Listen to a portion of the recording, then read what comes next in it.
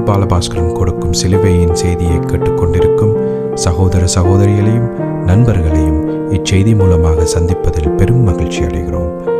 தாம் ஒருவரே ஞானமுள்ளவருமாயிருக்கிற தேவனுக்கு இயேசு கிறிஸ்துவின் மூலமாக என்றென்றைக்கும் மகிமையும் கனமும் உண்டாவதாக. ஆமீன்.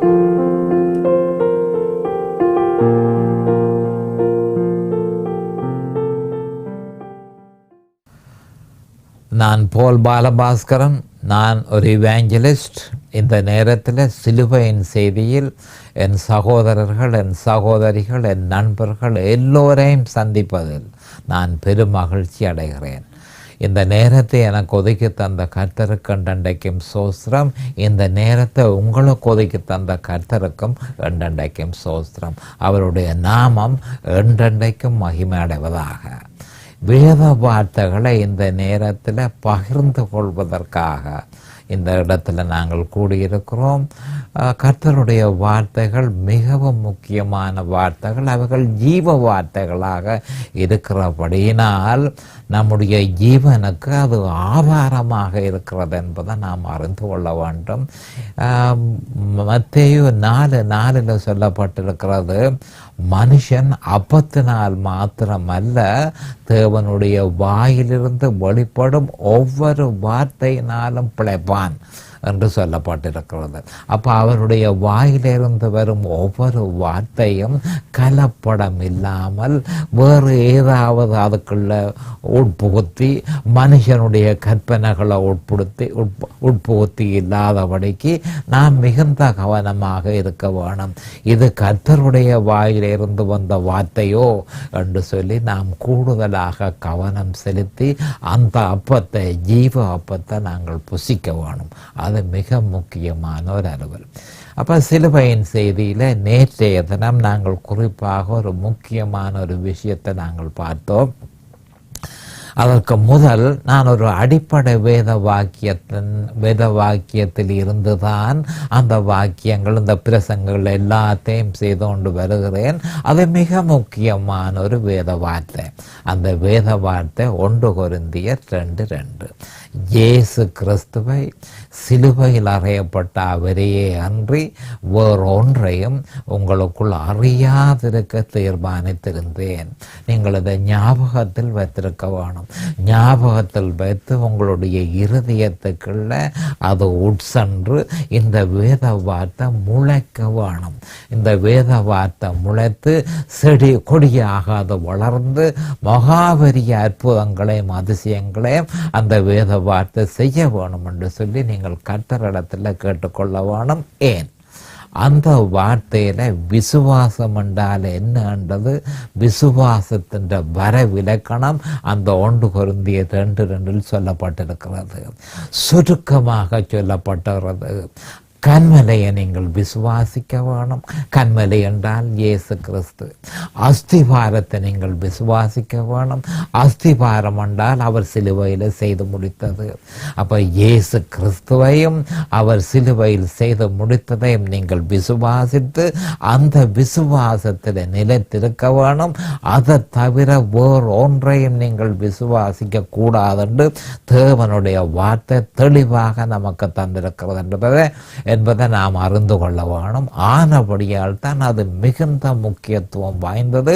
துரதிர்ஷ்டவசமாக கிறிஸ்தவ சபைகளாலே இந்த வார்த்தை எடுத்து கொள்ளப்படுவது இல்லை. வெகு சொற்பமான கிறிஸ்தவ சபைகளே இந்த வசனத்தை எடுத்துக்கொள்கிறார்கள். அநேகமான கிறிஸ்தவர்கள் அந்த வேத வார்த்தையை எடுத்துக்கொள்வதில்லை என்ற உண்மையை நாம் அறிந்திருக்க வேண்டும். நாம் இப்பொழுது விவரமாக நாங்கள் தொடர்வதற்கு முதல் ஜெபத்துக்கு கடந்து செல்வோம். அரிமானங்கள் பிதாவே உமக்கு சோஸ்திரம், பரலோகத்தின் தேவனே உமக்கு சோஸ்திரம், கர்த்தராகிய எங்கள் ஆண்டவரே உமக்கு சோஸ்திரம், கர்த்தர் நல்லவரே உமக்கு சோஸ்திரம், எங்கள் கர்த்தர் பெரியவரே உமக்கு சோஸ்திரம், கர்த்தர் துதிக்கப்படத்தக்கவர் சோஸ்திரம், அவர் மாறாதவரே சோஸ்திரம். ஓ சத்தியபரனாகி தேவனாகி எங்கள் கர்த்தாவே உமக்கு ஸ்தோத்திரம். வானத்துக்கும் பூமிக்கும் ஆண்டவரே உமக்கு ஸ்தோத்திரம். சர்வலோகத்துக்கும் ஆண்டவரே உமக்கு ஸ்தோத்திரம். சர்வலோகத்துக்கும் நீதிபதியே உமக்கு ஸ்தோத்திரம். சர்வலோகத்துக்கும் அதிபதியே உமக்கு நன்றைக்கும் ஸ்தோத்திரம். உம்முடைய குமாரன் பிதாவே, உம்முடைய குமாரன் இயேசு கிறிஸ்துவே எங்களுக்காக பரலோகத்தில் இருந்து அவரை மனுஷனாக அனுப்பி அவர் தம்முடைய விலையேறப்பெற்று அவர் தன்னை பலியாக சிலுவையிலே ஒப்பு கொடுத்து அவருடைய விலையேறப்பெற்ற இரத்தத்தினால் எங்களை மீட்டு கொண்டதற்காய் என்றென்றைக்கும் சோஸ்திரம் பிதாவே. அருமையான பிதாவே, அந்த அவர் சிந்தின இரத்தத்தினால் எங்களுடைய பாவங்கள் எல்லாவற்றையும் கழுவி பாவத்தின் கடன்கள் எல்லாவற்றையும் செலுத்தி தீர்த்து பாவத்தின் பிடியில் இருந்த எங்களை விலக்கி பாவங்கள் எல்லாவற்றையும் மன்னித்து பரம பிதாவோடு எங்களை ஒப்புரவாக்கி எந்த நேரமும் அவருடைய கிருபாசனத்துக்கு துணிவாக போகக்கூடிய பாக்கியத்தை எங்களுக்கு தந்த அந்த இரத்தத்திற்காய் என்றென்றைக்கும் சோஸ்திரம். அந்த குற்றமற்ற இரத்தத்திற்கு, அந்த மாசற்ற இரத்தத்திற்கு, அந்த வெளியேறப்பெற்ற இரத்தத்திற்கு, அந்த நன்மையானவைகளை பேசும் அந்த இரத்தத்திற்கு என்றென்றைக்கும் சோஸ்திரம் பிதாவே. அந்த இரத்தத்தினால் நீர் எங்களை மீட்டு கொண்டதற்காய் சோஸ்திரம். என் சகோதர சகோதரிகள் எல்லோரையும் அருமையான பிதாவே ஆசீர்வதியும், அபிஷேகியும், பிரகாசமான மனக்கண்களை அவர்களுக்கு கொடுத்தருளும். உம்முடைய வேத வார்த்தைகளை அறிந்து கொள்ளக்கூடிய பாக்கியத்தை அவர்களுக்கு கொடுத்தருளும். அதே நேரம் அடியேனையும் அபிஷேகித்து அவர்களுக்கு நிதானமான முறையில் போதிக்கத்தக்கதாக அருமையான பிதாவே உம்முடைய பரிசுத்த ஆவியானவர் முன்னொன்று போதனையை செய்ய வேண்டும் என்று இயேசு கிறிஸ்துவின் நாமத்தினால் கேட்டுக்கொள்கிறேன் பிதாவே. ஆமேன் and amen and amen. Hallelujah, hallelujah. Thank you Jesus. Praise the Lord, praise the Lord. Hallelujah. Thank you Jesus. அப்போ கடைசியாக நாங்கள் பார்த்தோம் செய்தியில், குறிப்பாக நாங்கள் கடைசி செய்தியில் எபேசியர் 6:11-12 பற்றி 6:12 நாங்கள் பார்த்தோம். அடுத்ததாக ஜீவனுக்கு போகிற வாசலை பற்றியும் நாங்கள் பார்த்தோம். அதில் இருந்து நாங்கள் அப்படியே தொடர்ச்சியாக பிரசங்கத்தை நீங்கள் கேட்க வேண்டும் என்று அதில் இருந்து தொடர்பு ஏற்படுத்தி கொள்ளுங்கள். தொடர்பை ஏற்படுத்தாமல் விட்டீர்களானால் எங்கே இருந்து பிரசங்கம் ஆரம்பமாயிருக்கு, எங்கே தொடங்கினது, எங்கே முடிகிறது என்றதை நாம் அறியாமல் இருந்தால் அதை நாங்கள் சரியான பலனை நாங்கள் பெற்றுக்கொள்ளாமல் போய்விடுவோம். ஆனபடியால் நான் அங்கே முதல் சொல்லியிருக்கிறேன், கடைசி செய்தியில் முக்கியமாக ஜீவனுக்கு போகிற வாசல் இடுக்கமும் வழி நெருக்கமுமாயிருக்கிறது. அதை கண்டுபிடிக்கிறவர்கள் சிலர் என்று சொல்லப்பட்டு கிடக்கு. அப்போ இதில் இருந்து நீங்கள் ஒரு தகவலை நீங்கள் அறிந்து கொள்ள வேணும். மத்தேயு 7:14 சொல்லப்பட்ட இந்த வேத வாக்கியம் சிலரே இதை அறிந்து கொள்வார்கள் என்று சொல்லப்பட்டு கிடக்கு. இதைத்தான் லூக்கா 8:15 நல்ல நிலத்தில் விதைக்கப்பட்டவர்கள் என்று சொல்லப்பட்டு கிடக்கு. அவர்கள்தான் அந்த சிலர்.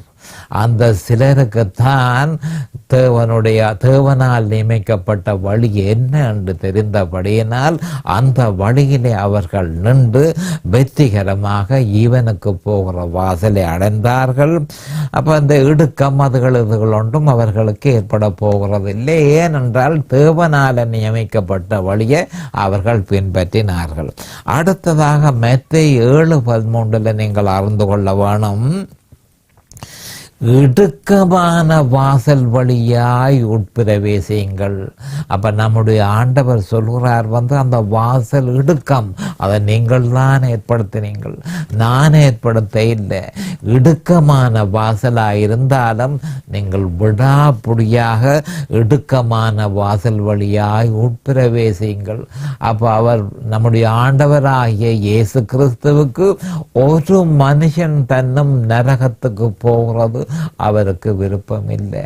அப்படி விருப்பம் இருந்தால் பரலோகத்தில் இருந்து மனுஷனாக இறங்கி வந்து தன்னுடைய உயர்ந்த கௌரவத்தை விட்டு விலகி இந்த மனுஷனுக்காக வந்து படாத வேதனைகள் எல்லாவற்றையும் பட்டு சிலுவையில் தன்னை பலியாக ஒப்பு கொடுத்து கேலி செய்யப்பட்டு மிகுந்த கஷ்டத்தின் மத்தியில இந்த மனுஷனுக்கு விடுதலை ஏற்படுத்தி கொடுப்பாரோ?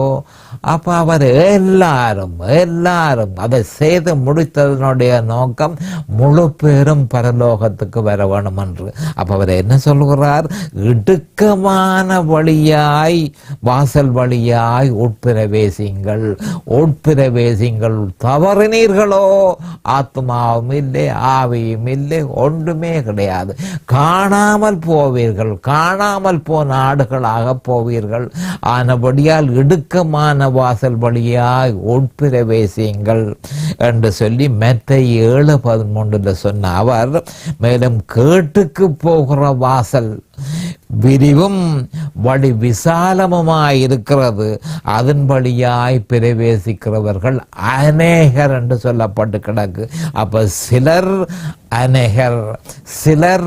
அநேகர் தேவனுடைய வழியை கண்டுபிடிக்கிறவர்கள், சிலர் தேவனுடைய வழியை கண்டுபிடிக்காதவர்கள் பலர் என்று சொல்லி இங்கே சொல்லப்பட்டு, அநேகர் என்று சொல்லி சொல்லப்பட்டிருக்கிறது. அப்ப அநேகமானோர் கேட்டுக்கு போகிற வாசல் வழியாய் போகிறார்கள். அது விரிவாக இருக்கிறது, வழி விசாலமாக இருக்கிறது.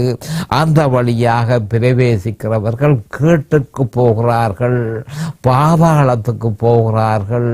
பாதாளத்துக்குள்ள போய் ஏற்கனவே நான் சொன்ன மாதிரி லூக்கா 13:28 புறம்பான இடத்திலே தள்ளப்படுகிறார்கள். அழுகையும் பற்கடிப்பும் அங்கே உண்டாயிருக்கும்.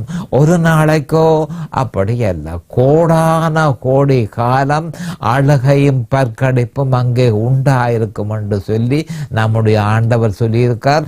அநேகர் அங்க செல்கிறார்கள், அநேக கிறிஸ்தவர்கள் அங்க செல்கிறார்கள் என்பதைத்தான் அவர் எங்க சொல்லி இருக்கிறார்கள். அப்ப இந்த வழியை கண்டுபிடிக்கிறவர்கள் சிலர் என்றதை நாம் அறிந்து கொள்ள வேண்டும். ஆனபடியால் தான் சிலுவையின் செய்தி அந்த சிலருக்குள்ள உங்களை அடக்கும் என்பதை நான் உறுதியாக சொல்லுவேன். அப்ப அந்த சிலருக்குள்ள நீங்கள் அடங்குறதுக்கு சிலுவையின் செய்தி ரோமர் 6, ரோமர் 7, ரோமர் 8 பூரணமாக அறிந்து கடைசி வரையும் இயேசு கிறிஸ்துவை விசுவாசித்து அந்த விசுவாசத்தில் நிலைத்திருந்து பரலோக ராஜ்யத்துக்குள்ள நாங்கள் இணைய முடியும். தேவனுடைய பிள்ளைகளாக நாம் ஏற்றுக்கொள்ளப்படுவோம் என்றதை நாம் அறிந்திருக்க வேணும். சிலுவையின் செய்தி, அதில் சிலுவையின் செய்தியை அறிந்தவர்கள் சிலர் என்பதை நாம் அறிந்து கொள்ள வேணும். அறியாதவர்கள் அநேகர் பாதாளம் நோக்கி சொல்கிறார்கள், கேட்டுக்கு போகிற வாசல் வழியாய் போகிறார்கள். வெகு சிலரே அந்த இடுக்கமான வழியாய் பிரவேசிக்கிறார்கள் என்பதை நாம் அறிந்து கொள்ள வேணும். அது ஜீவனுக்கு போகிற வாசல், இது கேட்டுக்கு போகிற வாசல்.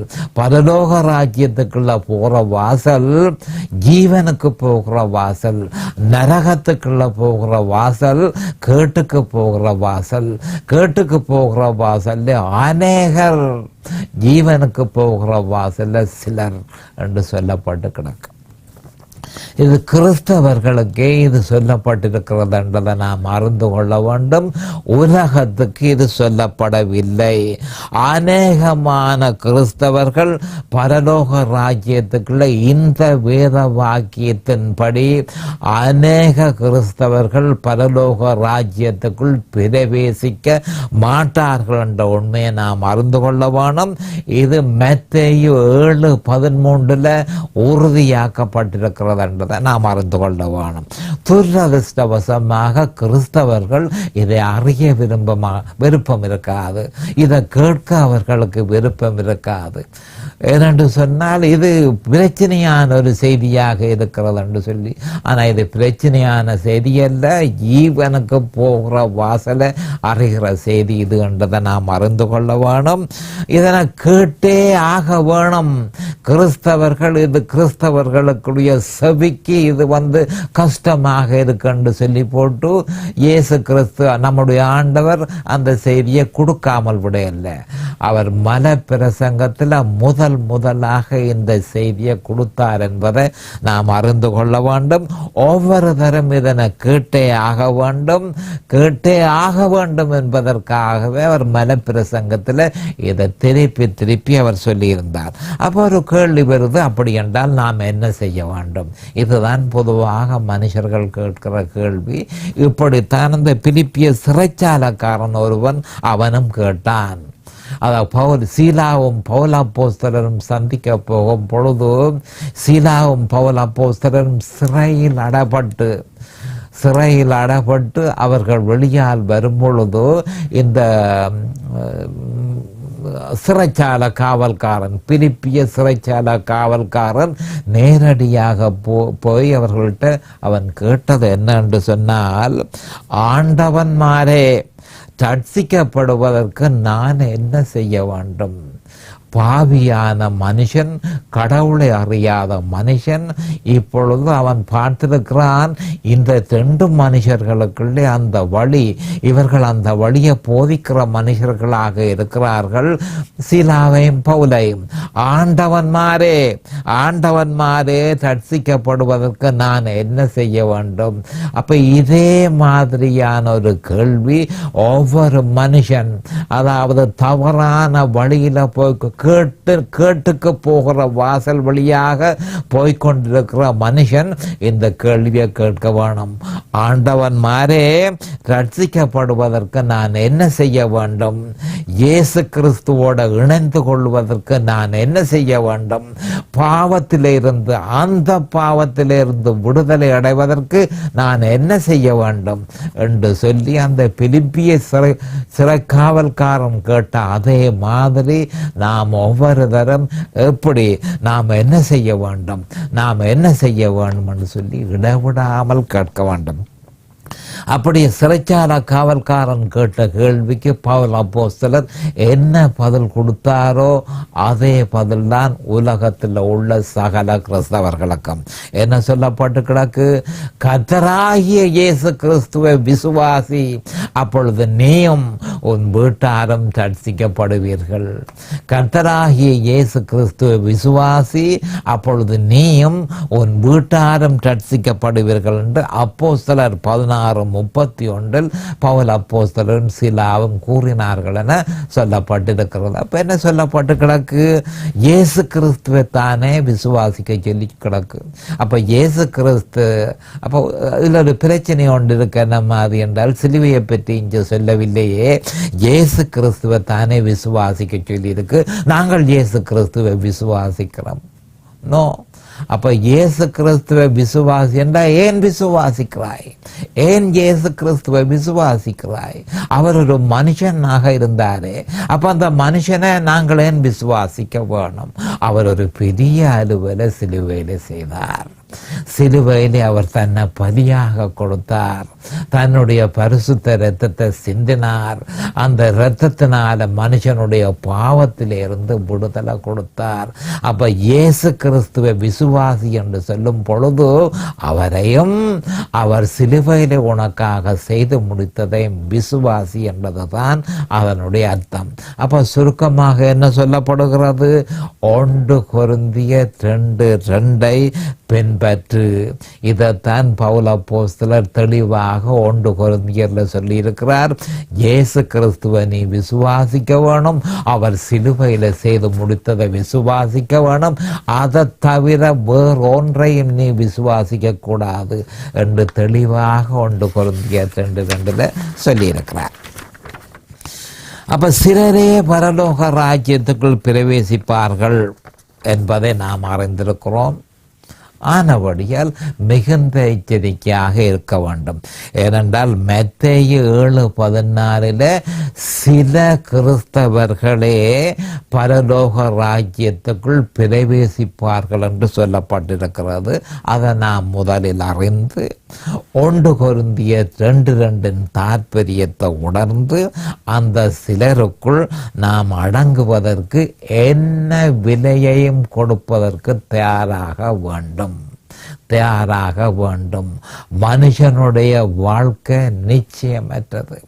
நாளைக்கு நான் உயிரோடு இருப்பேனோ என்பது நிச்சயம் இல்லாதது. நாளைக்கு நான் நிச்சயமாக இருப்பேன் என்று எந்த மனுஷனால சொல்ல முடியும்? உலகில் உள்ள எந்த மனுஷனாலும் அது சொல்ல முடியாத ஒரு விஷயம். ஆனபடியால் இந்த நேரத்தில் எங்களுக்கு இருக்கிற வசதியை, தேவன் எங்களுக்கு ஏற்படுத்தின வசதியை நாங்கள் ஃபுல் அட்வான்டேஜ், அதாவது முற்றும் முழுதுமாக அதை நாங்கள் பயன்படுத்தி நம்பிக்கையை, திடமான நம்பிக்கை, அப்போ 2 விதமான நம்பிக்கை இருக்கின்றதை நாம் அறிந்து கொள்ள வேணும். உலகமும் நம்பிக்கை வைக்கிறது, கிறிஸ்தவர்களும் நம்பிக்கை வைக்கிறார்கள். உலகத்தின் நம்பிக்கை நடக்கும் அல்லது நடக்காது. கிறிஸ்தவனுடைய நம்பிக்கை நிச்சயமாய் நடக்கும். ஏன்? அந்த நம்பிக்கையை தருகிறவர் தேவாதி தேவன்.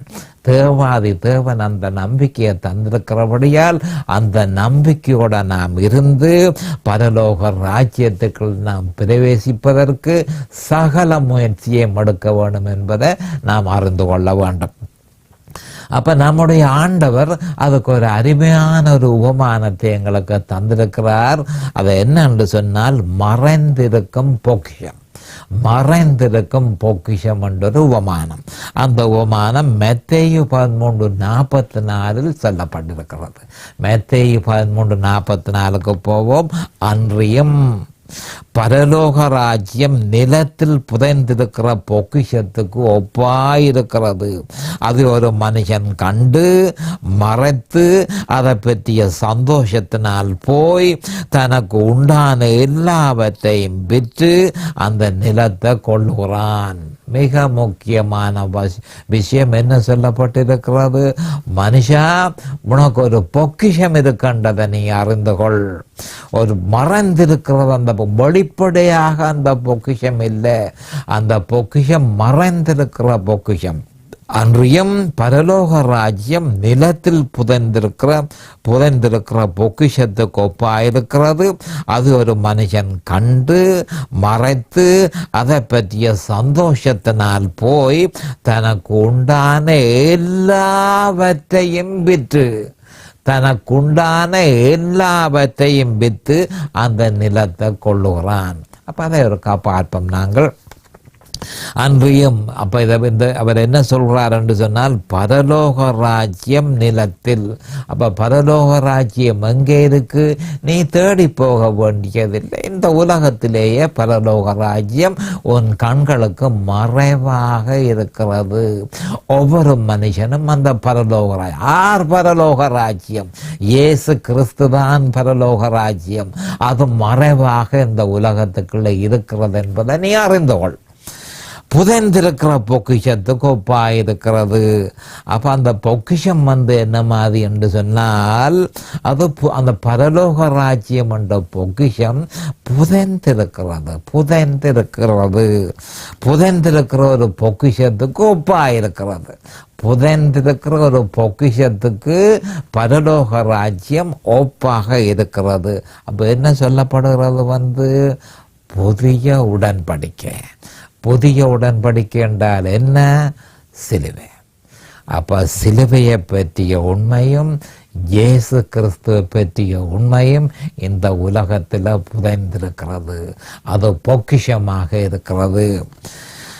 அதை ஒரு மனுஷன் கண்டு, அப்போ எல்லாரும் அதை கண்டுகொள்ள முடியாது. எந்த நேரம் மனுஷனுக்குள்ள ஆவியும் ஆத்துமாவும் இருக்கிறது. அந்த ஆவியும் ஆத்துமாவும் ஒரு பொழுதும் இயேசு கிறிஸ்து மனுஷனுடைய இருதயத்துக்குள்ள போகும் தனையும் அந்த ஆவியும் ஆத்துமாவும் ரெஸ்ட் எடுக்காது, இளைப்பாறுதலை எடுக்காது. இதன் நிமித்தமே மனுஷன் பல்வேறு விதமாக ரெஸ்ட்டை பெற்றுக்கொள்கிறதற்கு, இந்த பொக்கிஷத்தை தேடி பொக்கிஷத்தை பெற்றுக்கொள்ளாமல் இளைப்பாறுதலை பெற்றுக்கொள்கிறதற்காக எல்லா விதமான மோசமான வேலைகளுக்கும் அவன் திரிகிறான். ஏனென்றால் அவனுடைய ஆத்துமா அவரை தேடிய வண்ணமே இருக்கிறது. அப்போ தேடிய வண்ணமே இருந்தால் அப்போ ரிலீஜன், மதத்தை மதத்துக்குள்ள போனால் திருப்தியாகுமோ? ஒரு காலமும் திருப்தியாகாது. அதே நேரம் குடி ஆல்கஹாலுக்குள்ள போனால் அது திருப்தியாகுமோ?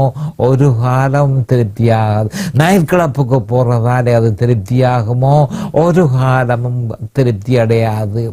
அப்ப எந்த விதமான இழிவான வேலைகளுக்கு போனாலும் அந்த ஆத்மா திருப்தி அடைகிறதில்லை. அவன் அந்த பொக்கிஷத்தை கண்டுபிடிக்கும் தனையும் அவனுடைய ஆத்மா திருப்தி அடையாது. மனுஷனுடைய ஆத்மா மகாபெரிய ஆத்மாவா இருக்கிறது. அந்த ஆத்மா இயேசு கிறிஸ்துவனாலேயே திருப்தி அடையும். அப்ப அந்த இயேசு கிறிஸ்து ஆத்மாவுக்குள்ள போய் சேர வேண்டியது. அது கிடைச்ச உடனே அவன் பூரணமான நிம்மதியை அவன் பெற்றுக்கொள்ளுவான், சமாதானத்தை அவன் பெற்றுக்கொள்ளுவான், இழப்பாறுதலை அவன் பெற்றுக்கொள்ளுவான். அது பொக்கிஷமாக இந்த உலகத்திலே இருக்கு. இந்த உலகத்திலே என்ன இருக்கு? இயேசு கிறிஸ்து இருக்கிறார், பரலோக ராஜ்யம் இருக்கிறது.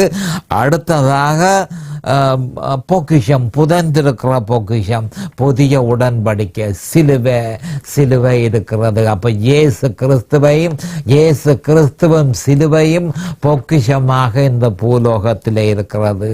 அப்போ எவன் தாகமா இருக்கிறானோ, எவன் அந்த இழப்பாறுதலை பெற்றுக்கொள்ள விரும்புகிறானோ, அவன் அந்த பொக்கிஷத்தை தேடி, கவனமாக கேளுங்கள், அவன் அந்த பொக்கிஷத்தை தேடி அவன் கண்டுபிடித்த உடனே அவன் என்ன செய்வானாம்? ஒரு மனுஷன் கண்டு மறைத்து அதை பற்றிய சந்தோஷம் அவனுடைய ஆத்மா இழப்பாறுதலை பெற்றது, சமாதானத்தை பெற்றது, தேவ நீதியை பெற்றது. ஆனபடியால் அவன் சந்தோஷம் அடைந்து போய் தனக்கு உண்டான எல்லாவற்றையும் விற்று அந்த நிலத்தை கொள்கிறான், அந்த பொக்கிஷம் இருக்கிற நிலத்தை கொள்கிறான். அப்ப சுருக்கமாக இயேசு கிறிஸ்துவையும் அவர் சிலுவையில் செய்து முடித்ததை மறைந்து அதை விசுவாசிக்கிறான். அதற்காக அவன் எல்லாவற்றையும் கொடுக்கிறான், எல்லாவற்றையும் விற்று. அதற்கு சமனாக எதுவுமே இருக்க முடியாது. ஆனபடியால் தன்னிடத்தில் இருக்கிற ஜீவன் எல்லாவற்றையும், தான் வச்சிருக்கிற ஜீவன், தன்னுடைய சுயபலத்தினால சேர்த்த ஜீவன்கள், அதுகள் எல்லாத்தையும் முற்று முழுதுமாக விற்று இயேசு கிறிஸ்துவையும் அவர் சிலுவையில செய்து முடித்ததையும் விசுவாசித்து அதாவது பேரின்பம், பேரானந்தம், அதை முற்று முழுதுமாக ஆனந்தத்தை அவன் பெற்றுக்கொள்கிறான். எல்லாவற்றையும் அப்ப என்ன சொல்லப்படுகிறது? இயேசு கிறிஸ்துவுக்கும் அவர் சிலுவையில செய்து முடித்ததற்கும் சமனாக ஒன்றுமே இருக்க முடியாது என்பதை இந்த மத்தேயு 13:44 சொல்லப்பட்ட மறைந்திருக்கிற பொக்கிஷம் வெளிப்படுத்துகிறது. அந்த பொக்கிஷம் இயேசு கிறிஸ்துவே. அந்த பொக்கிஷம் புதிய உடன்படிக்கையாகிய சிலுவையே. அந்த பொக்கிஷம் சிலுவையின் செய்தியே. அதற்கு சமனாக எதுவும் இல்லை. கவனமாக கேட்டுக்கொள்ளுங்கள். அந்த பொக்கிஷம் எது? இயேசு கிறிஸ்துவே அந்த பொக்கிஷம். அந்த பொக்கிஷம் என்ன? புதிய உடன்படிக்கையாகிய சிலுவை. சிலுவையிலே அவர் உடன்படிக்கையை செய்திருக்கிறார். அப்போ சிலுவை அடுத்தது. அந்த பொக்கிஷம் என்ன? சிலுவையின் செய்தியாகும். அதற்கு சமனாக எதுவும் ஈடுணையாக இருக்க முடியாதென்ற ஒரு உண்மையை நாம் அறிந்து, அதை நாம் கண்டறிந்து, அதை நாம் முற்று முழுதுமாக ஏற்றுக்கொள்ள வேணும் என்று சொல்லி மத்தேயு 13:44 தெளிவுபடுத்தி இருக்கிறது. இப்பொழுது நேரம் சமீபமாகிவிட்டது. அடுத்த செய்தியில் உங்களை சந்திக்கும் வரை கர்த்தராகிய இயேசு கிறிஸ்துவின் நாமத்தினால் நான் உங்களை ஆசீர்வதிக்கிறேன். அவருடைய கிருபையும் அவருடைய இரக்கமும் உங்களுக்கு தாராளமாக கிடைப்பதாக. இயேசுவின் நாமத்தில் பரிசுத்த பிதாவே, ஆமேன் and ஆமேன் and ஆமேன். ஹல்லேலூயா. இந்த சிலுவையின் செய்தியை கேட்பவர்கள் அதன் ஆவிக்குரிய பலனை பூரணமாக அடைய வேண்டும் என்பதே நம்முடைய பிரார்த்தனையாகும். தொலைபேசி மூலம் தொடர்பு கொள்ள விரும்புவோர் 647-465-1224 மூலமும், இமெயில் மூலம் தொடர்பு கொள்ள விரும்புவோர் paulbalabhaskaran@gmail.com மூலமும் தொடர்பு கொள்ளலாம்.